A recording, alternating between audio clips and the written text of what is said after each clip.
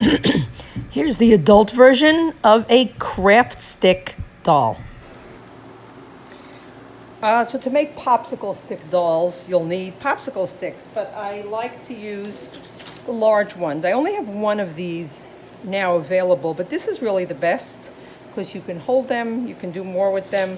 I happen to have a lot of these. The really skinny ones, the way that children have done them in the past is cut out pieces from tab board and taped it on, but you could use these. Now, normally I was thinking of just offering like very small googly eyes or even buttons for eyes, but if you have large ones, offer them. You never know what they can do with them. I would give any kind of fabric material pieces that you have.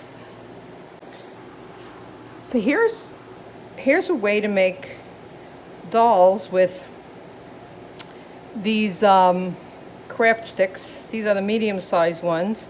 This is a 9-year-old girl, but I don't have any more from here. But what I'm going to do is I was an art teacher for a number of years in an elementary school, and I have lots of craft stick puppets that they've made. So I'm just going to show you how they would do. Sometimes instead of doing it just on here, they didn't all use googly eyes, even though those are a great addition. They would cut pieces of tagboard or cardboard and glue them to their sticks, so they made them a little bit more three-dimensional as puppets. Here are some samples from over the years. There's cardboard faces, there's toothpicks for arms, yarn for hair, wrapped material around the craft sticks, lots of different ways to do this. It's been a very popular activity over the years with my students. So here's the dragonfly from the adult brain. So to create the coffee filter dragonflies, we first need to look at ideas of what dragonflies look like.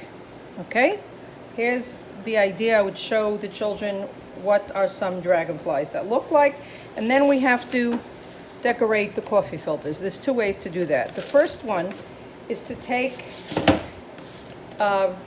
washable markers and color it in. Now, sometimes the kids tend to go like that. This is one time when I would tell them to try to fill in as much color as they can. Once it's all colored in, and this was, I did this just for demonstration purposes. A lot of times the children like to create really beautiful patterns, which they don't really need to for this.